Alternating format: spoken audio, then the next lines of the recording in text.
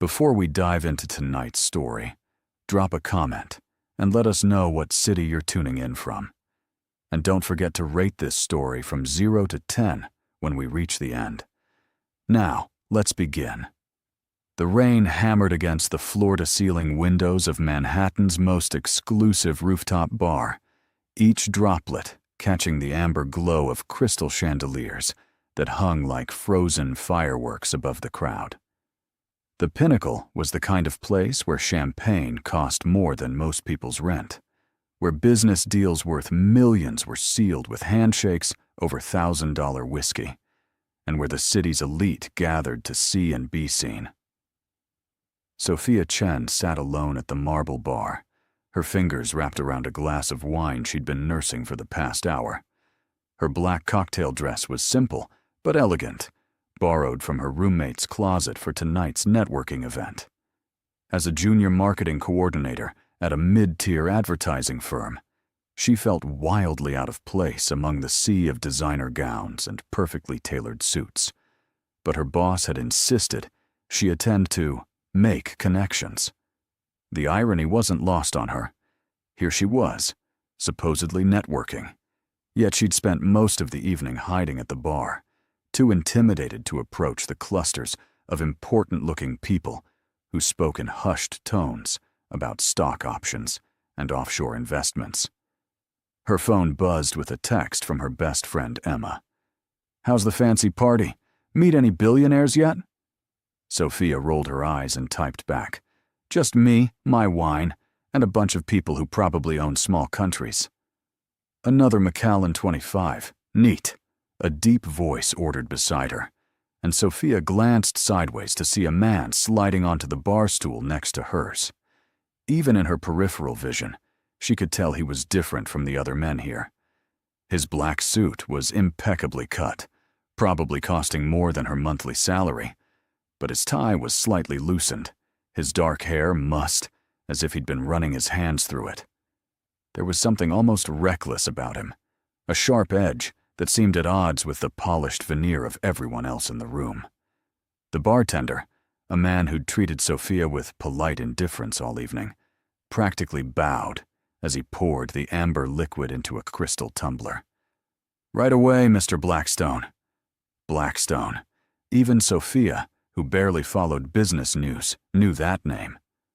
Blackstone Industries was one of the largest tech conglomerates in the world, and its CEO was supposedly some kind of wunderkind who'd taken over the company at 30 and tripled its value in 5 years. She'd seen his picture in Forbes once, all sharp angles and cold eyes, the kind of man who could probably buy and sell companies before breakfast.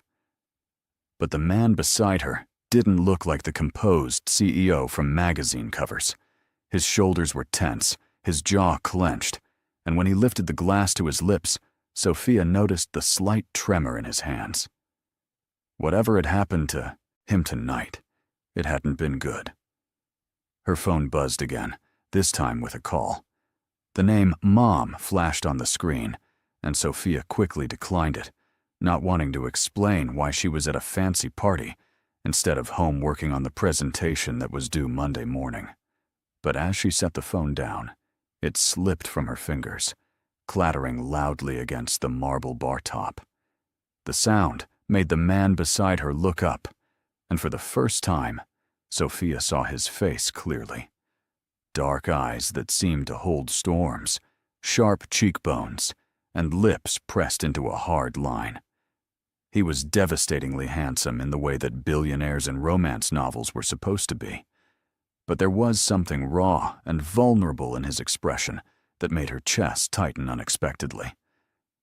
"Sorry," she murmured, reaching for her phone, but he was already handing it to her, his fingers brushing against hers for just a moment. "No problem," he said, his voice rougher than before. "Rough night?" Sophia let out a soft laugh. "You could say that." "You?" Instead of answering, he drained half his whiskey in one gulp. "The worst." They fell into a comfortable silence, two strangers hiding from their respective disasters at opposite ends of the social spectrum. The rain continued its assault on the windows, and the party swirled around them like they were in the eye of a storm. Sophia found herself stealing glances at him, wondering what could make someone who seemingly had everything look so lost. Her phone rang again. This time it was Emma, probably calling to get updates on the party. Without thinking, Sophia answered with a cheerful, "Hey baby," the nickname she and Emma had used for each other since college.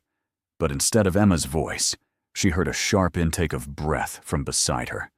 She turned to see the billionaire staring at her with an expression she couldn't quite read. His eyes had gone wide, and color had drained from his face, as if he'd seen a ghost. "Victoria," he whispered, his voice breaking on the name.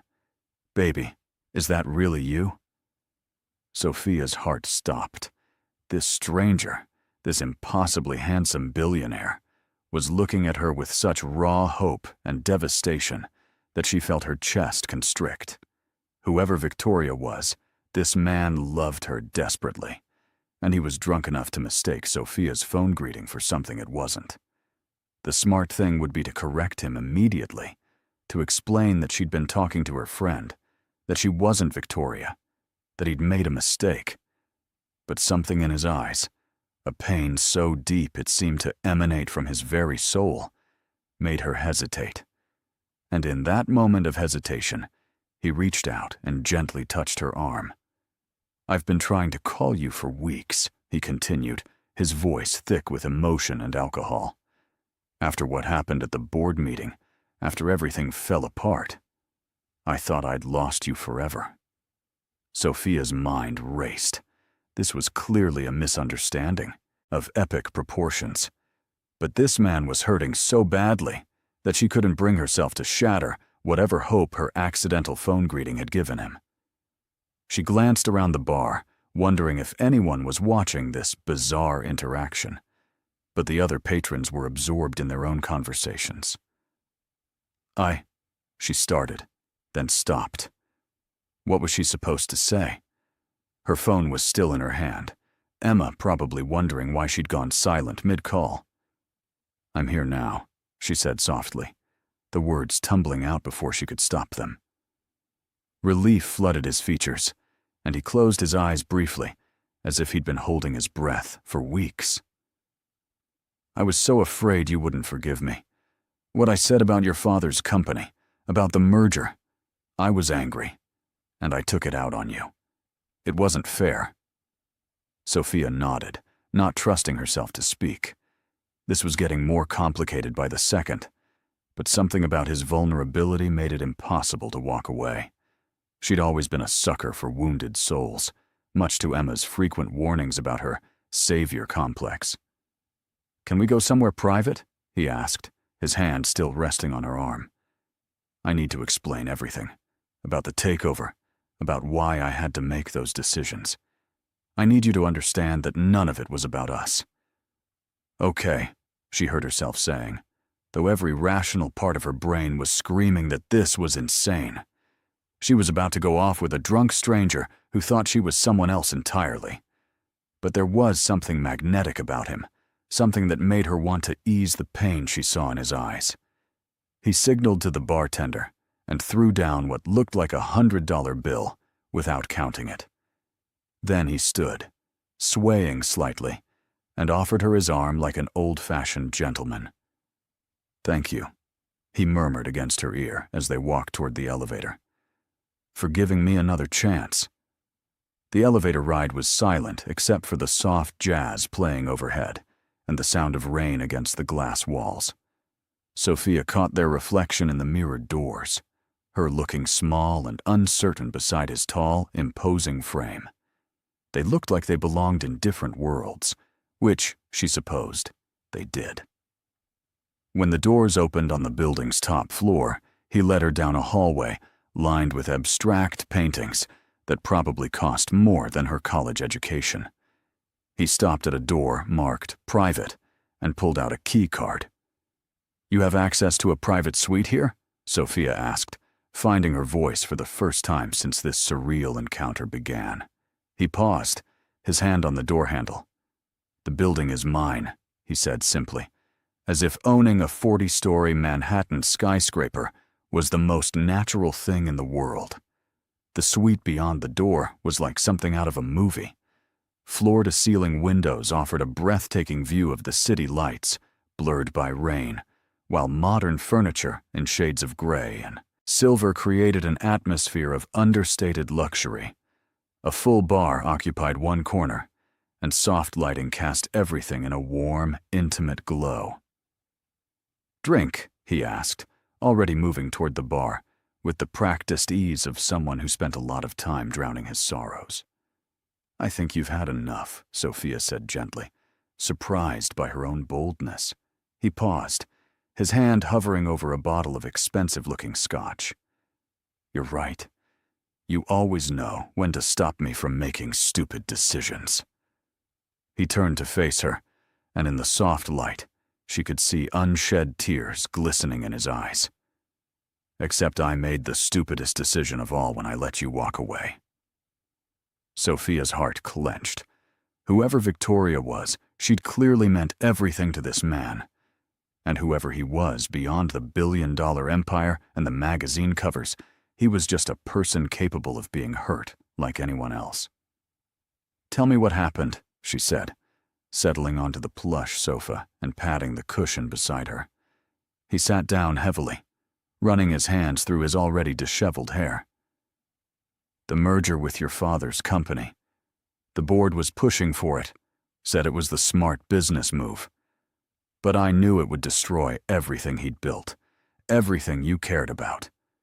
I tried to find another way, but in the end, I had to choose between the company and me," Sophia finished softly, playing along with whatever tragic love story was unfolding. "I chose wrong," he whispered. "I thought I was protecting everyone, but I just ended up losing the only thing that mattered." In the soft glow of the suite's ambient lighting, Sophia watched this powerful man crumble before her eyes. Every instinct told her to confess, to explain that she wasn't Victoria, that this was all a terrible misunderstanding. But something deeper held her back. Maybe it was the way his shoulders shook with suppressed emotion, or how his usually commanding voice had become raw and vulnerable. "What was I supposed to do?" he continued, his words slightly slurred, but filled with anguish. "Let the board destroy me? Let shareholders lose billions because I couldn't separate business from my personal life?" He laughed bitterly. "Your father always said I was too cold, too calculating." Maybe he was right. Sophia found herself leaning closer, drawn by an inexplicable urge to comfort him. "You're not cold," she said softly. "A cold person wouldn't be sitting here tearing himself apart over a decision he felt forced to make." He looked at her then with such intensity that she felt her breath catch. "How do you do that? How do you always know exactly what I need to hear?" Before she could respond, he reached out and cupped her face gently, his thumb tracing across her cheekbone. "I missed you so much, Victoria. These past 3 weeks have been hell. I couldn't sleep, couldn't eat. I kept picking up the phone to call you, but I was so afraid you'd hang up on me." Sophia's heart hammered against her ribs. She should pull away, should end this charade immediately. But his touch was so gentle, so reverent, and the pain in his eyes was so real that she found herself frozen in place. "I thought about showing up at your apartment," he continued, his voice dropping to a whisper. "But after what I put you through, after choosing the merger over us, I didn't think I had the right anymore."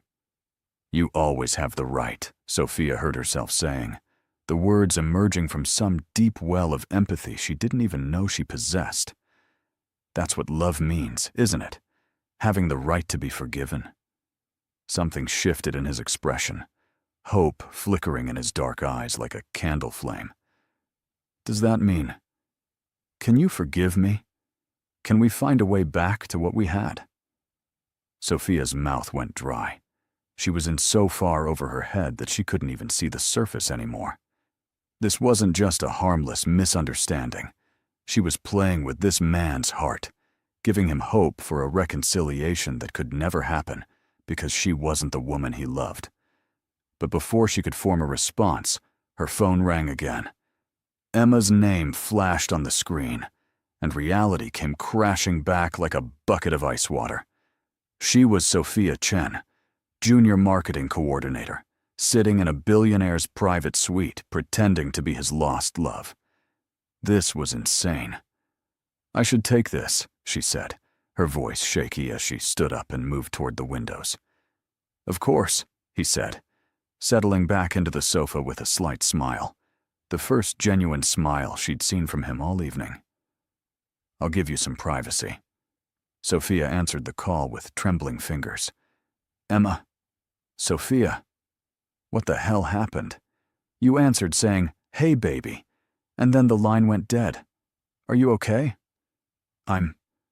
It's complicated," Sophia whispered, glancing back at the man who was now staring out at the rain-soaked city with a more relaxed expression than he'd worn all night. "Where are you? Please tell me you didn't leave with some random guy from the party." Sophia almost laughed at the irony. "Define random." "Oh my God, you did. Sophia, this isn't like you. What's going on?" "I can't explain right now," Sophia said, watching her mysterious billionaire's reflection in the window. Even in profile, he was devastatingly handsome, but it was the peace that had settled over his features that made her chest tighten. "But I'm safe. I'll call you tomorrow, okay?" "Sophie, wait." She hung up and turned back to find him watching her with curious eyes. "Everything all right?" "Just my friend checking on me," she said, which was technically true. He nodded and patted the sofa beside him. "Come here. I want to show you something." Sophia hesitated for a moment before returning to his side. He pulled out his phone and scrolled through what looked like hundreds of photos. When he found what he was looking for, he held the screen toward her. The photo showed a couple on what appeared to be a yacht deck. The woman's face turned away from the camera as she laughed at something off frame. Her hair was similar to Sophia's color and length, but that was where the resemblance ended. This was clearly not her. Yet in his intoxicated and emotional state, he seemed to see what he wanted to see. "This was our last weekend together," he said softly, "before everything went to hell. You made me promise to take more pictures, said we needed to document our happiness." His voice cracked slightly. "I never thought it would be the last time I'd see you smile like that." Sophia stared at the photo, her heart breaking for both the man beside her and the woman he'd lost. "She looks happy," she said carefully. "She was. We both were." He set the phone aside and turned to face her fully. "I know I have no right to ask this after what I put you through, but could we try again? Could we start over?" The weight of his question hung in the air between them like a bridge Sophia knew she couldn't cross. His eyes searched her face with desperate hope, and she felt like the worst kind of person for letting this continue even a moment longer. But how could she destroy him twice in one night? How could she take away the first piece he'd found in weeks? "It's not that simple," she said finally, her voice barely above a whisper. His face fell slightly, but he nodded as if he'd expected this response. I know I hurt you badly. The way I handled the merger, the things I said about your father's legacy." He ran a hand through his hair, frustration evident in every line of his body. "I was trying to protect everyone and ended up destroying everything instead." Sophia found herself genuinely curious about this Victoria, about what had happened between them. "Tell me about the merger," she said softly. "Help me understand why you felt you had no choice." He leaned back against the sofa, his eyes fixed on the rain-streaked windows. "Your father built Harrison Industries from nothing, 30 years of his life, and it showed in every division, every employee who'd been there since the beginning. But the company was hemorrhaging money, outdated technology, poor market positioning. Without intervention, it would have been bankrupt within 2 years. The pain in his voice was evident as he continued. The board saw an acquisition opportunity. Buy them out for pennies, strip the valuable parts, dissolve the rest. Standard corporate practice. But I knew what that company meant to you, what your father's legacy meant to your family. So what did you do? I tried to find a third option. Spent weeks working with my team to structure a merger that would preserve jobs, maintain the Harrison name, keep your father on as an advisor. He laughed bitterly. But it wasn't enough for the board. They wanted full control, complete integration. They threatened to remove me as CEO if I didn't agree to their terms. Sophia felt a chill run down her spine.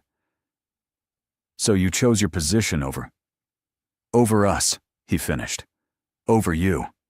I told myself I was being practical, that I could make things right later. But when I signed those papers, when I saw the look in your eyes, his voice broke completely. I realized I'd just traded away the only thing that made any of it worthwhile. The raw honesty in his confession made Sophia's chest ache. This wasn't the cold, calculating businessman the media portrayed. This was a man who'd been forced to choose between love and duty, and was living with the consequences of that choice every day. What was I supposed to say to you? He continued, his words tumbling out in a rush of alcohol and emotion. That I loved you, but I loved power more?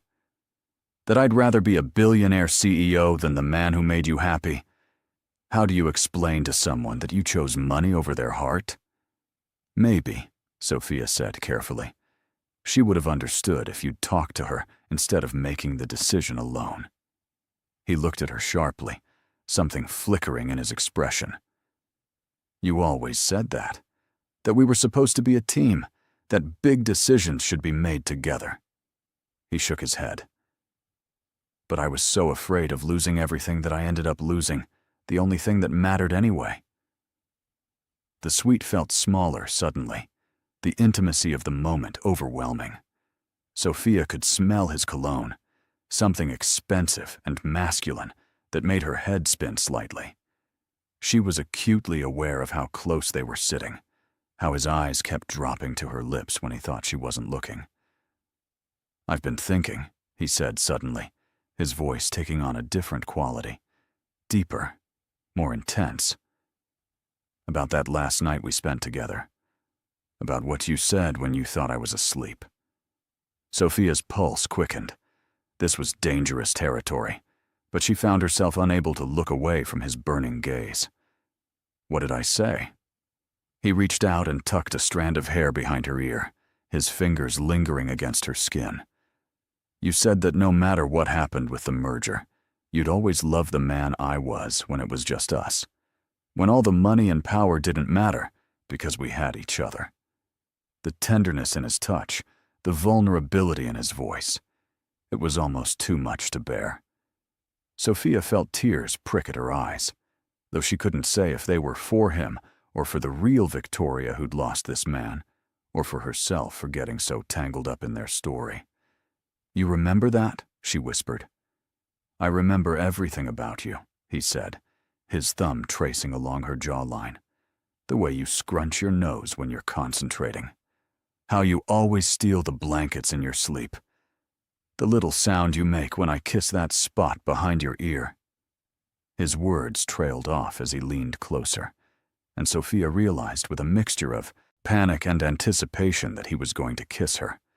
Every rational thought screamed at her to stop this, to confess everything, to run. But she was drowning in the intensity of his gaze, in the warmth of his touch, in the desperate love she could feel radiating from him. Victoria, he breathed against her lips, and that single word shattered whatever spell had been holding her captive. Wait, she gasped, pulling back abruptly. I can't. We can't. Confusion clouded his features. What's wrong? I thought this was what you wanted. To talk, to work things out. Sophia stood up quickly, her heart hammering so hard she thought it might burst from her chest. This had gone too far. She was playing with fire, and she was about to get them both burned. I need some air, Sophia said, her voice shaky as she moved toward the windows. The rain had intensified, turning the city lights into a kaleidoscope of blurred color against the glass. She pressed her palms against the cool surface, trying to steady herself and figure out how to extract herself from this impossible situation.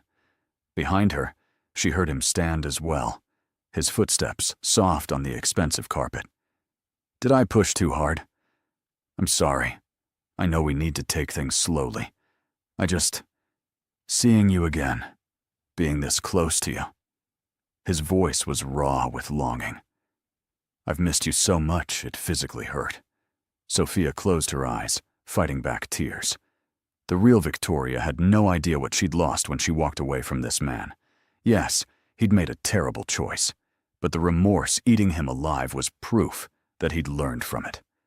And here Sophia was, a complete stranger, experiencing the full force of his love secondhand.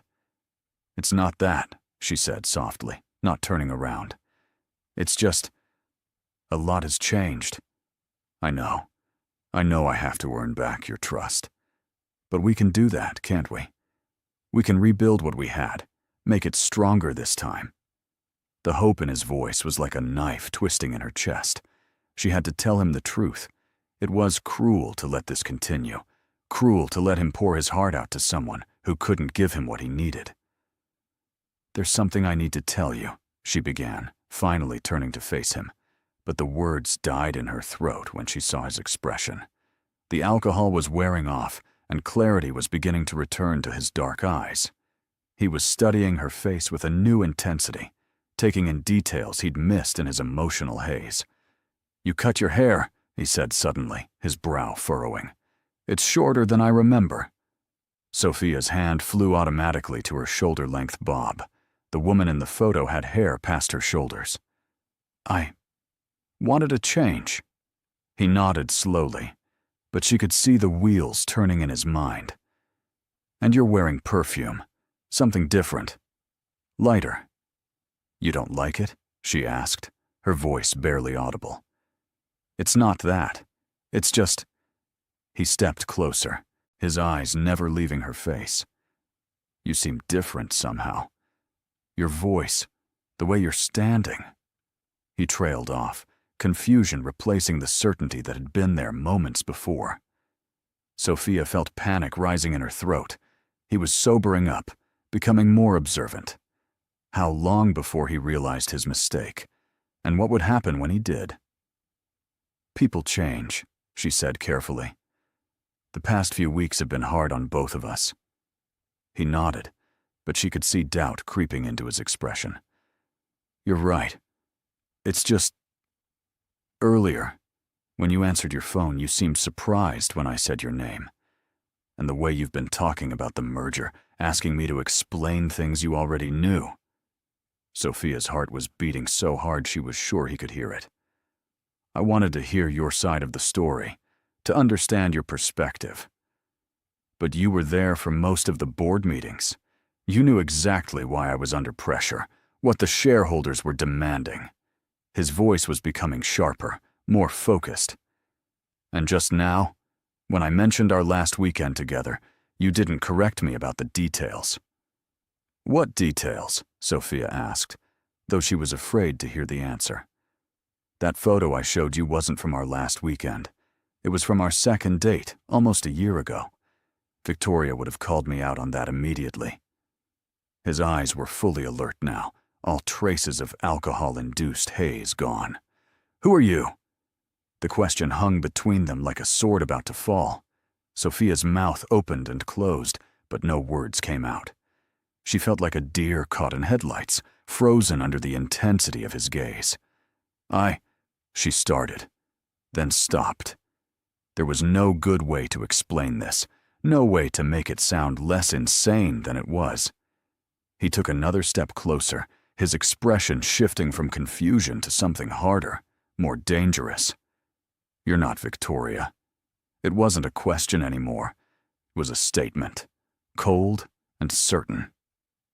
Sophia watched as the vulnerability drained from his face, replaced by the icy mask she imagined he wore in boardrooms when he was about to destroy someone's life. "Who are you?" he repeated, his voice deadly quiet. "And what kind of sick game are you playing?" "It's not a game," Sophia said quickly, finding her voice at last. "I wasn't trying to deceive you. You mistook me for someone else, and I didn't know how to correct you without what? Hurting my feelings." His laugh was sharp and bitter.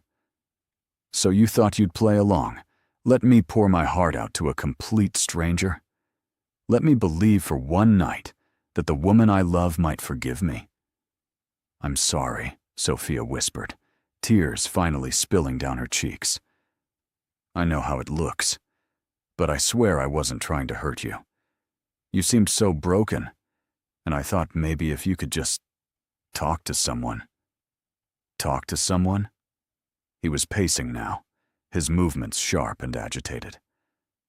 "I confessed my deepest regrets to you. I told you things I've never told another soul. I almost kissed you because I thought you were the love of my life. I know, and I'm so sorry. I should have stopped it sooner, should have told you the truth right away." He stopped pacing and fixed her with a stare that could have frozen hell itself. "What's your name?" "Sophia," she said quietly. "Sophia Chen." "And what do you do, Sophia Chen?" "I work in marketing for a small firm downtown." She felt ridiculous admitting it, this mundane detail that only highlighted how far out of her league she was. "Marketing." He said the word like it tasted bad. "So, this is what? Some kind of elaborate scheme? Get close to me, record our conversation, sell it to the tabloids?" "No," Sophia said, horrified. "I would never do that. I'm not even supposed to be here. My boss made me come to this networking event, and I was just sitting at the bar when I, what?" His voice was dangerously low, each word precisely enunciated. "When I made the mistake of thinking you were someone who actually mattered to me?" The cruelty in his tone hit Sophia like a physical blow. She could see him retreating behind walls of ice and fury, becoming the ruthless CEO who could destroy companies without blinking. But underneath the anger, she caught a glimpse of something else. Betrayal so deep, it seemed to cut him to the bone. "When you sat down next to me and ordered that drink," she said quietly, "you looked so lost, so hurt. Then my phone rang, and I answered it with a nickname I use for my friend. And you thought I was her. And you decided to play along." His words were clipped, professional. "To take advantage of a man who was clearly intoxicated and emotional." "That's not how it happened," Sophia protested, though she knew how weak it sounded. "I know it seems calculated, but in that moment, you looked like you were drowning. I couldn't bring myself to take away what seemed like the only lifeline you had." He laughed, but there was no humor in it. "How noble of you, taking pity on the poor, heartbroken billionaire." "It wasn't pity," Sophia said, her own voice rising slightly. "It was compassion. You were in pain, and I couldn't stand to see someone suffer like that." "Compassion." He repeated the word like it was foreign to him. "Is that what you call it when you lie to someone's face? When you let them believe their ex-girlfriend has come back to them?" "I tried to tell you," Sophia said desperately. "Multiple times. But every time I started to explain, you'd say something that made me realize how much you needed to believe she was there." "What I needed," he said, his voice dropping to a whisper that was somehow more terrifying than his anger, "was honesty. What I needed was to not be made a fool of by some marketing coordinator who thought she could play therapist with my life." The dismissive way he said her job title stung more than Sophia expected. It reminded her exactly who she was, nobody special. Certainly nobody who belonged in a private suite with a man who owned buildings and ran empires. "You're right," she said, lifting her chin despite the tears streaming down her face. I'm just a marketing coordinator. I work in a cramped office and eat lunch from the vending machine. And my biggest decision most days is which font to use for a client presentation. I have no business being here. No business thinking I could help someone like you." Something flickered in his expression, but it was gone so quickly she might have imagined it. "But I'm also someone who saw another human being in pain and couldn't walk away," she continued.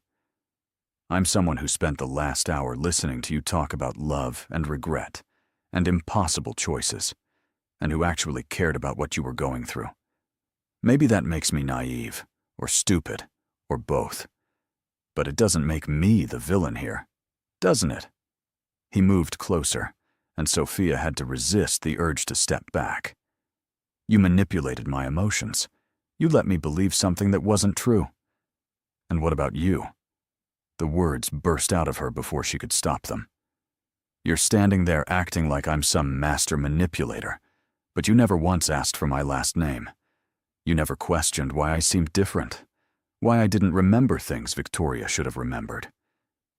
You saw what you wanted to see because it was easier than facing the truth." His jaw clenched, and for a moment, she thought he might actually strike her. But instead, he turned away, his hands clenched into fists at his sides. "Get out," he said quietly. "What?" "Get out of my building. Get out of my sight. And if I ever see you again, if you ever try to contact me or anyone in my organization, I will make sure you never work in this city again." The threat hung in the air like a poison cloud. Sophia had no doubt he could make good on it. A man with his resources could destroy her career with a single phone call. "I understand," she said, her voice steady despite the tears. "But before I go, I want you to know something." He didn't turn around, but she could see the tension in his shoulders. "Victoria is an idiot," Sophia said quietly.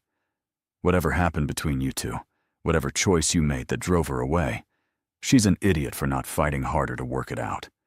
Because the man I met tonight, the one who's been torturing himself for weeks over a decision he had to make, he's worth fighting for." She saw his shoulders stiffen, but he still didn't turn around.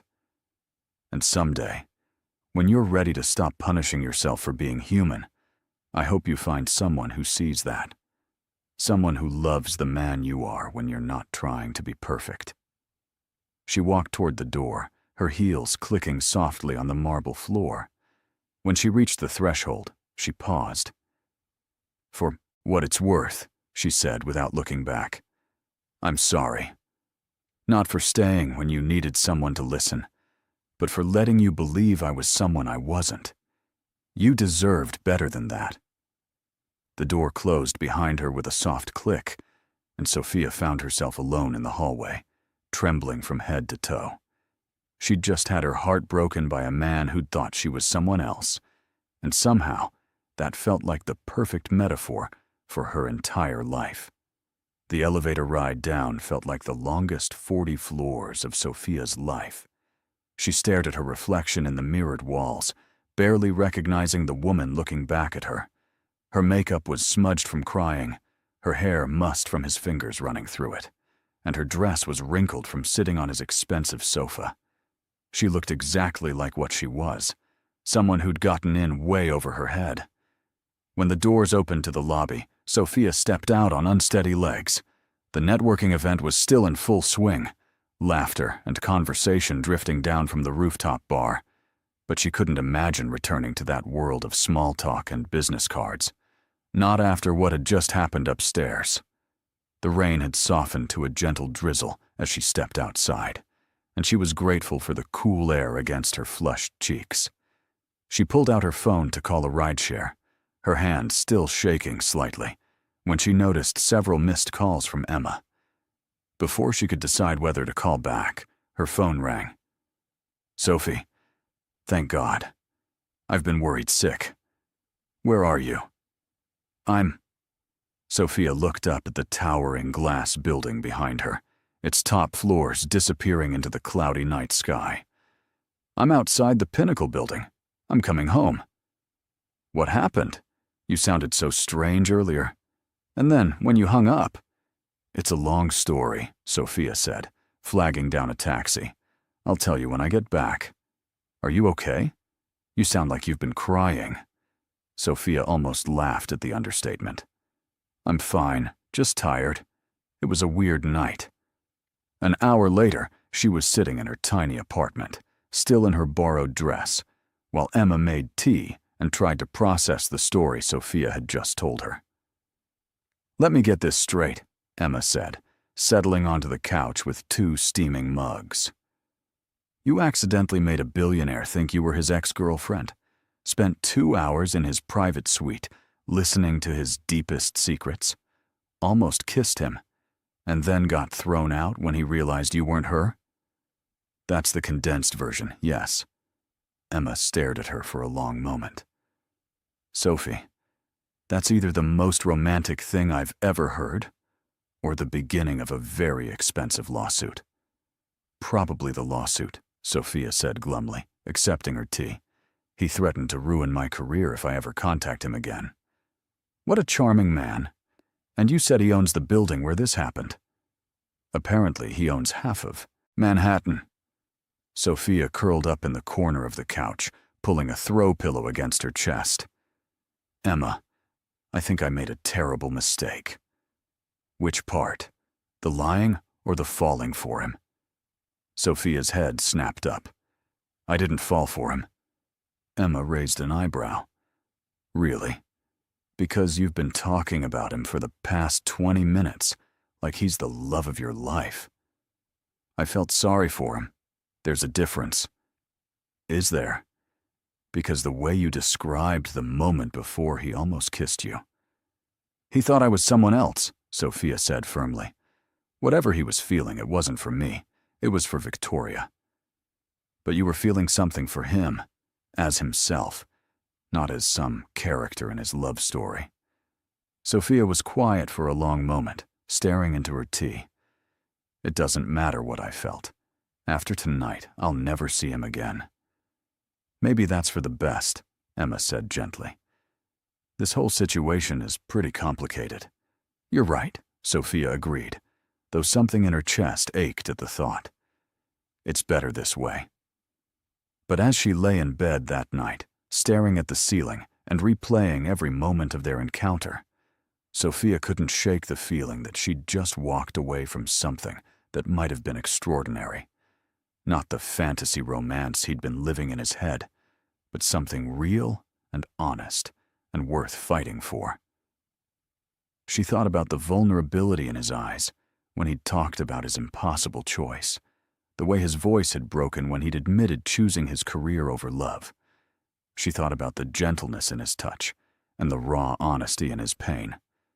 And she thought about Victoria, the woman who'd captured the heart of a man powerful enough to own half the city, but gentle enough to spend weeks torturing himself over hurting someone he loved. Somewhere across the city, in a glass tower that stretched toward the clouds, was a man who was probably lying awake too, wondering how he'd managed to mistake a stranger for the love of his life. Was he angry? Embarrassed? Or was he, like her, replaying every moment and wondering what might have been if the circumstances had been different? Sophia rolled over and buried her face in her pillow, trying to push away thoughts of dark eyes and gentle hands and a voice that could be both commanding and vulnerable in the same breath. This was ridiculous. She'd known him for all of 2 hours, and most of that time he'd thought she was someone else. But as sleep finally claimed her, her last conscious thought was of the way he'd looked at her in those final moments, before the truth came out. Like she was the answer to a prayer he'd been too afraid to voice. Monday morning arrived with all the subtlety of a sledgehammer. Sophia's alarm shrieked at 7 a.m., dragging her from dreams filled with dark eyes and expensive whiskey. For a moment, she lay in bed trying to convince herself that the previous night had been some sort of elaborate fantasy, but the mascara stains on her pillow and the borrowed dress hanging on her closet door told a different story. She'd spent the weekend avoiding Emma's knowing looks and trying to focus on the presentation that was due today, but her concentration was shot.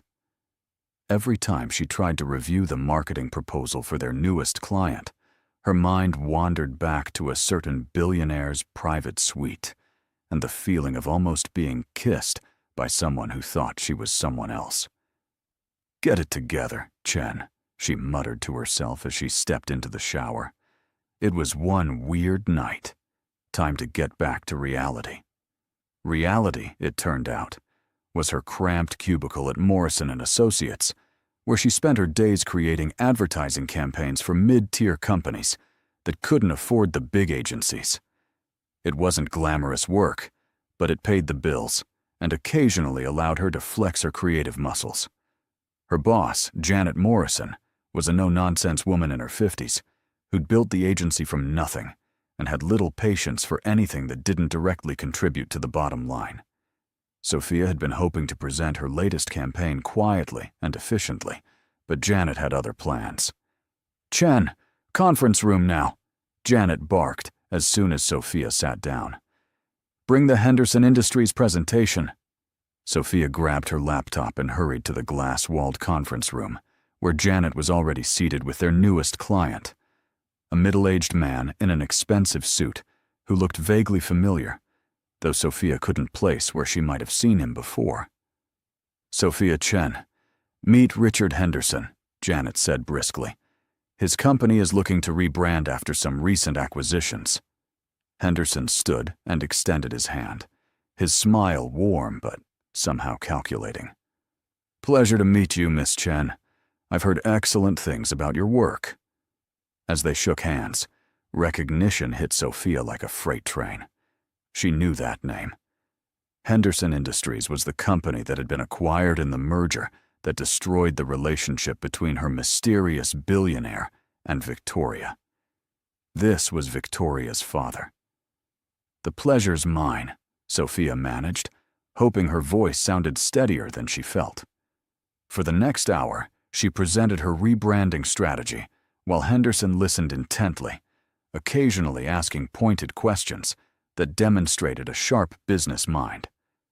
But Sophia couldn't shake the feeling that he was studying her as much as her presentation, as if trying to solve a puzzle she didn't even know existed. "Excellent work," Henderson said when she finished. "Your approach is exactly what we need. Fresh perspective, while respecting our company's history." "I'm glad you approve," Sophia said, closing her laptop. "We can have initial designs ready by the end of the week." "Actually," Henderson said, glancing at Janet, "I was hoping Miss Chen might be available for a more hands-on approach. We're having a company event this Friday night. Nothing too formal, just drinks and networking for our key stakeholders. It would be valuable for her to meet our team, understand our culture firsthand." Janet's eyes lit up with dollar signs. Of course, Sophia would be delighted to attend. Sophia smiled and nodded, though inside she felt a flutter of unease. Something about Henderson's invitation felt loaded with subtext she couldn't decipher. "Wonderful," Henderson said, pulling out an elegant business card. "The details are on here. And Miss Chen, I have a feeling you're going to fit right in with our organization." After Henderson left, Janet practically glowed with satisfaction. "This could be our biggest client yet," she said. "Don't screw it up, Chen." "I won't," Sophia promised, though she had no idea what she might be walking into. The rest of the week passed in a blur of design concepts and client meetings, but Sophia couldn't stop thinking about Friday night. Henderson Industries was connected to her billionaire story, which meant there was a chance, however small, that she might see him again. The rational part of her brain insisted this was a terrible idea. He'd made it clear he never wanted to see her again, and she had no business inserting herself into his world. But another part of her, the part that remembered the pain in his eyes and the gentleness of his touch, wondered if maybe fate was giving them a second chance. Friday arrived faster than she expected, and Sophia found herself standing in front of her closet, paralyzed by indecision. What did one wear to potentially see the man who'd threatened to ruin your career? After trying on half her wardrobe, she settled on a simple black dress, professional but flattering, confident, but not trying too hard.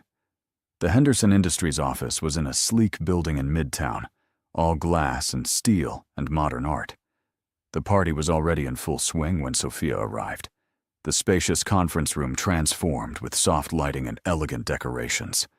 She'd been making small talk with various employees for about an hour when she heard a commotion near the entrance. The energy in the room shifted, conversations pausing as heads turned toward the door. And there he was. He stood in the doorway like he owned the place, which, Sophia realized with a sinking heart, he probably did. His dark suit was perfectly tailored, his expression coolly professional, but she could see the tension in his shoulders, the way his jaw was set just a little too tightly. Their eyes met across the crowded room, and Sophia watched as recognition dawned in his dark gaze. For a moment, neither of them moved, frozen in a tableau of mutual shock and something that might have been longing. Then Henderson appeared at his elbow, guiding him into the room with the practiced ease of a man accustomed to managing powerful personalities. "Ladies and gentlemen," Henderson announced, his voice carrying easily over the crowd, "I'd like you to meet our new partner, Alexander Blackstone." The bottom dropped out of Sophia's world. Alexander Blackstone. She'd been calling him by the wrong name all week, thinking of him as some nameless billionaire, when his identity had been right there in the business news she never read carefully enough. And now he was here, being introduced as Henderson Industries' new partner, which meant the merger had gone through after all. Which meant Victoria's father had chosen business over his daughter's happiness, just like Alexander had chosen business over love. The cruel irony wasn't lost on her. She was surrounded by the wreckage of their love story, playing a professional role in the very company that had torn them apart. Alexander's gaze found hers again across the room, and this time she could see the storm brewing in his dark eyes. He said something to Henderson, who glanced in her direction with a slight smile that made Sophia's blood run cold. "Ah, yes," Henderson said, beginning to move through the crowd toward her. "Alexander, there's someone I'd like you to meet. Our marketing consultant has some fascinating insights about brand identity." Sophia felt trapped, like a deer caught in headlights as the two men approached. Alexander's expression was perfectly neutral, but she could see the muscle ticking in his jaw, the way his hands were clenched slightly at his sides. "Miss Chen," Henderson said smoothly, "I'd like you to meet Alexander Blackstone. Alexander, this is Sophia Chen from Morrison & Associates. She's been working on our rebranding strategy." "Miss Chen," Alexander said, his voice carefully modulated. To anyone watching, he appeared to be meeting her for the first time. "It's a pleasure." He extended his hand, and Sophia had no choice but to take it. His skin was warm against hers, and for just a moment, she felt the same electric connection that had sparked between them that night in his suite. "Mr. Blackstone," she managed, surprised her voice came out steady. "I've heard a great deal about your company." "All good things, I hope," he replied, his grip lingering just a moment longer than professionally necessary. Henderson watched their interaction with interest, and Sophia had the uncomfortable feeling that they were performing for his entertainment. "I'll leave you two to get acquainted," he said. "I'm sure you have a lot to discuss." As Henderson moved away to greet other guests, Alexander stepped closer, his voice dropping to a whisper that only she could hear. "What the hell are you doing here?" "I work here," Sophia whispered back, maintaining her professional smile for the benefit of anyone watching. "Henderson Industries hired my agency." "Of all the companies in this city," he shook his head, disbelief and anger warring in his expression. "Did you plan this? Some elaborate scheme to insinuate yourself into my business?" "Don't be ridiculous," Sophia hissed. I had no idea you were connected to this company until 5 minutes ago. Right. Just another coincidence, like last weekend. Before Sophia could respond, a woman approached them with a bright smile. Alexander, I was wondering when you'd get here. Sophia turned to see an elegant blonde in her early 30s, beautiful in the effortless way that money and good breeding could create. Her heart sank as she recognized the woman from the photo Alexander had shown her. Longer hair, now cut into a sophisticated bob, but unmistakably the same person. Victoria Henderson. Victoria, Alexander said, his entire demeanor shifting. The anger that had been simmering beneath the surface was replaced by something more complex. Pain, longing, and a carefully constructed wall of professional courtesy. I'm so glad you could make it, Victoria continued, seemingly oblivious to the tension crackling between Alexander and Sophia. Daddy's been so excited about the partnership. She turned to Sophia with a polite smile that didn't quite reach her eyes. I don't believe we've met. I'm Victoria Henderson. Sophia Chen, Sophia replied, shaking the other woman's perfectly manicured hand. I'm working on your company's rebranding campaign. How lovely, Victoria said, though her tone suggested she found it anything but. I hope you're finding our little company interesting. There was something in the way she said it, a subtle emphasis that made Sophia wonder if Victoria knew more about her connection to Alexander than she was letting on. Very interesting, Sophia replied carefully. Your father has quite a vision for the future. Victoria's smile sharpened. Oh yes, Daddy always gets what he wants in the end. Isn't that right, Alexander? Alexander's jaw tightened almost imperceptibly. Business is business, Victoria. I'm sure you understand. Of course, Victoria said sweetly. Though I have to admit, I'm curious about Miss Chen's approach to our rebranding. After all, image is so important, don't you think? One wrong move and everything can fall apart. The conversation was loaded with undercurrents that Sophia couldn't fully decipher, but she could feel the hostility radiating from Victoria like heat from a flame. I believe in honest representation, Sophia said finally. A brand should reflect the true values of a company, not just what looks good on paper. Victoria's laugh was like crystal breaking. How refreshingly naive. Don't you think so, Alexander? Alexander was staring at Sophia with an expression she couldn't read. I think, he said slowly, that authenticity is rarer than most people realize. The three of them stood in awkward silence for a moment, the tension so thick it was almost visible. Finally, Victoria excused herself to mingle with other guests, but not before, giving Sophia a look that could have frozen fire. Well, Sophia said when they were alone again. That was illuminating. Stay away from her, Alexander said quietly, his voice deadly serious. Whatever game you think you're playing, Victoria isn't part of it. I'm not playing any game, Sophia protested, and I don't understand why you're so protective of her. She clearly hates you. She has every right to hate me, Alexander replied. I destroyed her family's company and broke her heart in the process. From what I could see just now, her heart seems perfectly intact, Sophia said dryly. Alexander's eyes flashed. Don't pretend you know anything about our relationship. You're right, Sophia said, her own anger finally bubbling to the surface. I don't know anything about your relationship, just like I don't know why her father would invite me to this party knowing you'd be here, or why Victoria looked at me like I was something she'd scrape off her shoe. Because, Alexander said grimly, Richard Henderson doesn't do anything without a reason. And if he brought you here tonight, it means you're part of whatever game he's playing. Before Sophia could ask what he meant by that, Henderson himself appeared beside them, his timing so perfect, it couldn't have been coincidental. I hope you two are getting along well, he said, with a smile that didn't reach his eyes. Alexander, I was hoping you could give Miss Chen some insight into our acquisition strategy. I think she'd find it, Educational. Alexander's expression darkened. I'm sure Miss Chen has more pressing matters to attend to. Nonsense, Henderson said smoothly.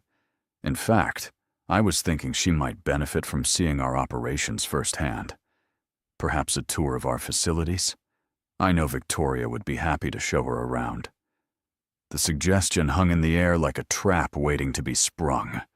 Sophia could see the wheels turning in Henderson's mind, though she couldn't understand what he hoped to accomplish by throwing her, Alexander, and Victoria together. That's very generous, Sophia said carefully, but I wouldn't want to impose. No imposition at all, Henderson insisted. In fact, I insist. Victoria has been so looking forward to getting to know you better. Haven't you, dear?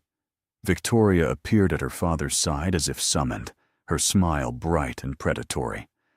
Absolutely. I think Miss Chen and I have so much to discuss.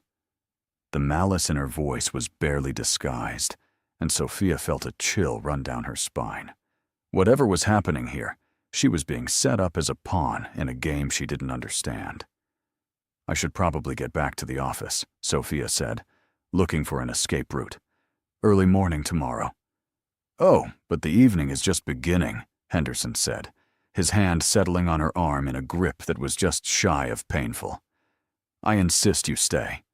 After all, this partnership is going to be very important for all of us. Isn't that right, Alexander? Alexander's eyes met Sophia's, and for a moment, she saw something that looked almost like an apology. Miss Chen's time is valuable, he said. Perhaps we should let her decide. Of course, Henderson said, though his grip on her arm didn't loosen. But I'd hate for her to miss out on such an illuminating opportunity. Sophia realized with growing unease that she was trapped. Henderson clearly had some agenda that involved her, and refusing his invitation would likely cost her agency their biggest client. But staying meant navigating whatever psychological warfare was brewing between Alexander and Victoria, with herself as collateral damage. I'd be honored to learn more about your operations, she said finally, hating how weak her voice sounded. Wonderful, Henderson said, releasing her arm with a satisfied smile. Victoria, why don't you start by showing Miss Chen our executive conference room? Alexander, I'm sure you remember the way. As they were herded toward the elevator, Sophia caught a glimpse of her reflection in the polished steel doors. She looked pale and nervous, completely out of her depth. Between her and Victoria stood Alexander, his jaw set and his eyes fixed straight ahead like a man walking to his execution. The conference room on the 20th floor was impressive, floor-to-ceiling windows offering a stunning view of the city, a massive table that could seat 20, and walls lined with awards and photographs documenting the company's history. This is where all the important decisions get made, Victoria said, running her hand along the polished wood of the conference table. Where Daddy built his empire, one deal at a time. It's impressive, Sophia said, though she was more focused on Alexander's reflection in the windows. He stood with his back to them, tension radiating from every line of his body. Of course, it's also where some of our most painful decisions were made, Victoria continued, her voice taking on a sharper edge. Where we had to choose between sentiment and survival. Alexander turned around slowly, his expression carefully neutral. Business requires difficult choices sometimes. Does it? Victoria asked, moving closer to him. Or do some people just find it easier to choose money over everything else? The temperature in the room seemed to drop 10 degrees. Sophia watched the two of them circle each other like predators, their shared history crackling between them like electricity. Victoria, Alexander said quietly, this isn't the time or place. Isn't it? Victoria laughed, the sound brittle and sharp. I think Miss Chen should know exactly what kind of man she's dealing with. After all, if she's going to be working so closely with our organization, she should understand how these partnerships really work. Sophia felt like she was watching a car accident in slow motion. Maybe I should go, she said. taking a step toward the door. "Oh no," Victoria said, her smile turning predatory. "I insist you stay. This is educational, don't you think? Learning about the real cost of success?" She moved to a framed photograph on the wall, a younger version of herself standing next to an older man who was clearly her father, both of them beaming at the camera. "This was taken the day Daddy announced I'd be taking over as vice president. I was so proud, so excited about carrying on the family legacy." Alexander's hands clenched at his sides. "Victoria, stop!" "Stop what?" she asked innocently. "I'm just sharing our company history with Miss Chen. Surely there's nothing wrong with that." She turned back to Sophia, her eyes glittering with malice. "You see, Miss Chen, sometimes people come into our lives pretending to be something they're not. They make us believe they care about us, about our dreams, and our family's legacy. And then, when we trust them completely, they show their true colors." The parallels to Sophia's own deception weren't lost on her, and she felt heat rise in her cheeks. "I should really go," she said again, more firmly this time. "But you haven't heard the best part yet," Victoria continued, ignoring her completely. "The part where the man you love, the man you thought you could trust with everything, sits across from you at this very table and tells you that your father's company isn't worth saving. That 30 years of hard work and family pride means less to him than his shareholders' approval." "That's not what happened," Alexander said, his voice strained. "Isn't it?" Victoria whirled on him, all pretense of civility dropping away. "Then tell me, Alexander, what did happen? Tell Miss Chen how you chose your precious board over the woman who loved you." The silence that followed Victoria's words was deafening. Sophia stood frozen between them, feeling like an unwitting witness to the destruction of everything that had once been beautiful between these two people. Alexander's face had gone pale, but his voice was steady when he spoke. "I chose to save what I could instead of watching it all burn down. Your father's company was failing, Victoria. The merger was the only way to preserve the jobs, the legacy." "Don't!" Victoria's voice cracked like a whip.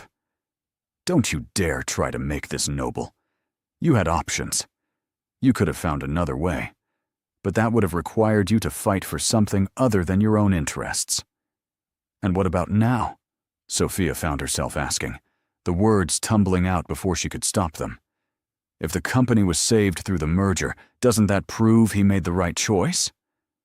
Both of them turned to look at her, and Sophia immediately regretted speaking. Victoria's eyes were bright with unshed tears, while Alexander looked like he'd been struck. "The right choice?" Victoria laughed bitterly. "Tell me, Miss Chen, what would you consider the right choice? Saving a company by destroying the person you claim to love? Or finding the courage to fight for both?" Sophia started, then stopped. How could she answer when she didn't know all the facts?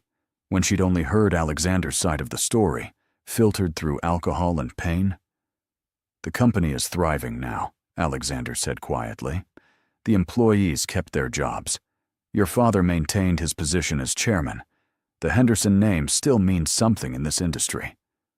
"But I lost you," Victoria whispered, and for the first time, her mask slipped completely.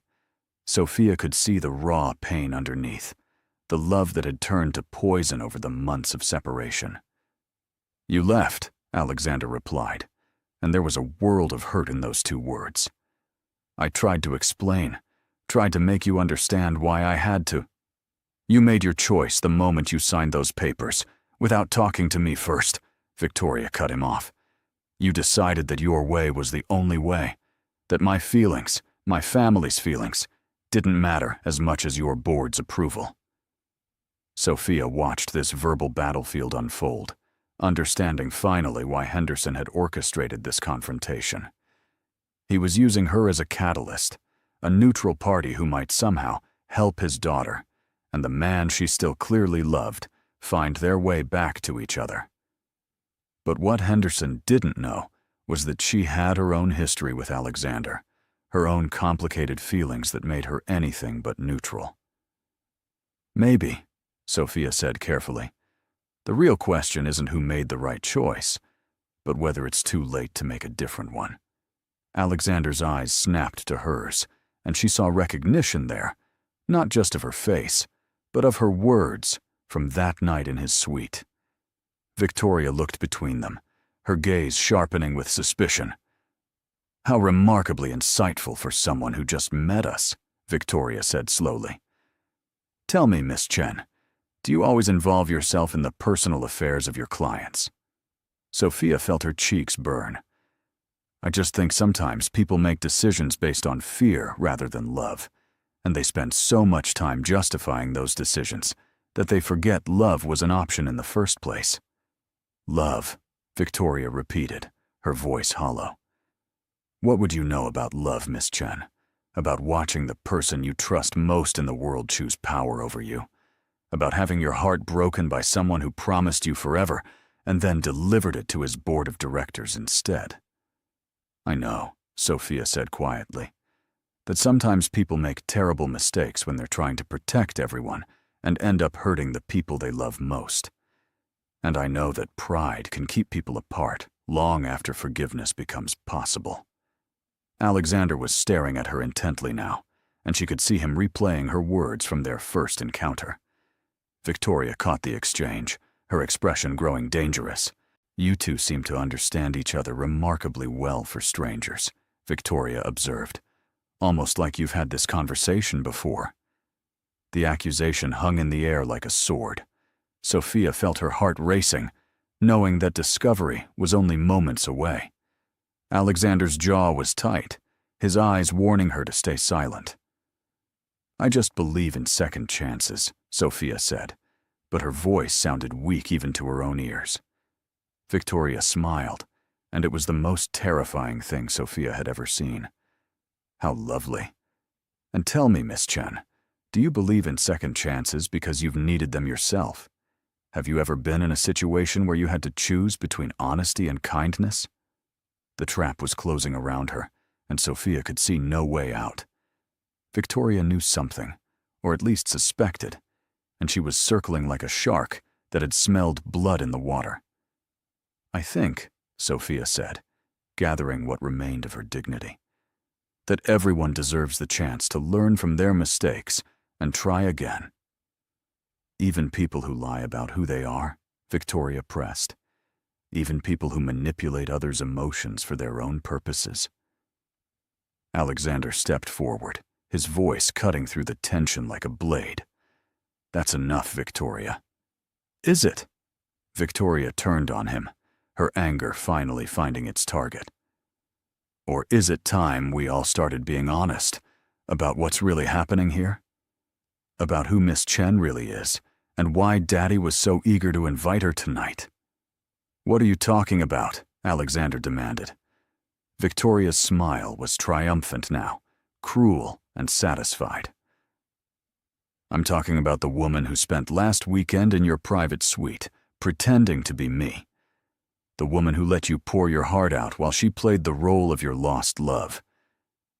Tell me, Alexander, did you really think Daddy wouldn't have you followed? Did you think we wouldn't find out about your little encounter?" The world tilted on its axis. Sophia felt the blood drain from her face as understanding crashed over her like a wave. This entire evening had been a setup, a carefully orchestrated trap designed to expose her deception and humiliate them both. Alexander's expression shifted from confusion to horror as the pieces fell into place. "You knew," he said to Victoria, his voice barely above a whisper. "You knew she wasn't you that night, and you let it happen anyway." "Of course I knew," Victoria said, her victory complete. "Did you really think I wouldn't recognize a photograph of my own replacement? The question is, what are we going to do about it now?" The silence that followed Victoria's revelation was deafening. Sophia felt exposed, raw, like her skin had been stripped away layer by layer. Alexander stood frozen, his face cycling through disbelief, anger, and something that looked dangerously close to betrayal. "You orchestrated all of this," he said to Victoria, his voice deadly quiet. "You knew she wasn't you that night, and you used her to get to me." Victoria's triumphant smile faltered slightly. "I used her? She's the one who lied to you, who pretended to be someone else."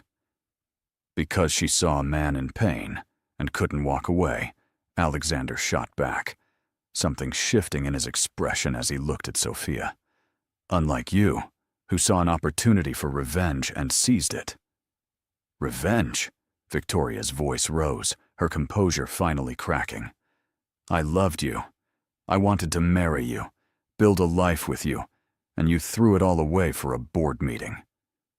And you threw away any chance we had of working things out the moment you decided to use an innocent person as a weapon against me," Alexander replied, moving closer to Sophia. "What was your plan, Victoria? Humiliate her? Destroy her career? Make me look like a fool?" Henderson chose that moment to enter the conference room, his satisfaction evident as he took in the scene before him. "I see you've all been getting acquainted," he said smoothly. "You're behind this?" Alexander said, not bothering to make it a question. "I simply created an opportunity for the truth to emerge," Henderson replied. "My daughter has been miserable for months, and you've been drowning yourself in work and self-pity. I thought perhaps seeing how easily you could connect with someone else might motivate you both to fight for what you really wanted." "By using me as bait," Sophia said, finding her voice at last. The humiliation was complete, but underneath it, anger was beginning to burn. "You hired my agency specifically to manipulate this situation. Business is about recognizing opportunities, Miss Chen. You happen to be a very useful one." "Useful," Sophia repeated, the word tasting bitter. "Is that what you call destroying someone's professional reputation for your family drama?" "Your reputation is hardly destroyed," Henderson said dismissively. "If anything, this experience should teach you valuable lessons about discretion and professional boundaries." "The only lesson here," Alexander said, his voice cutting through the air like steel, "is that some people will sacrifice anyone to get what they want." He turned to Henderson, his expression glacial. "Our partnership is over, effective immediately. Now, Alexander, let's not be hasty." "I said it's over." Alexander's tone brooked no argument. "I'll honor the existing contracts, but any future deals are off the table. I won't work with people who use innocent bystanders as pawns in their personal vendettas." Victoria stepped forward, desperation creeping into her voice. "Alexander, wait! This doesn't have to change anything between us. We can still—" "There is no us, Victoria," Alexander said quietly, but not unkindly. "There hasn't been for months. This little performance tonight just proved that we want different things from life." "What about her?" Victoria gestured at Sophia, venom returning to her voice. "Are you going to throw away everything we built? For someone who lied to your face?" Alexander looked at Sophia for a long moment, and she braced herself for the final blow. She'd deceived him, been part of a scheme to manipulate him, even if unwittingly. There was no reason for him to trust her, no reason to believe anything real could grow from such poisoned soil. "Yes," he said simply. "I am." Sophia's heart stopped. "Alexander?" "Because," he continued, never taking his eyes off her, "she lied to spare my feelings. She stayed when I needed someone to listen. She gave me hope when I'd forgotten what that felt like." He moved closer, his voice dropping to that familiar, intimate tone. "And when she had the chance to walk away clean, she stayed to fight for something she believed in." "You can't be serious," Victoria said, her voice shrill with disbelief. "I've never been more serious about anything in my life," Alexander replied, then addressed Sophia directly. "I know I have no right to ask this after everything that's happened, but would you like to get out of here?" Maybe grab some coffee and talk about what's real instead of what we're pretending? Sophia looked around the room at the wreckage of all their pretenses. Henderson looked furious, Victoria devastated, and Alexander looked hopeful.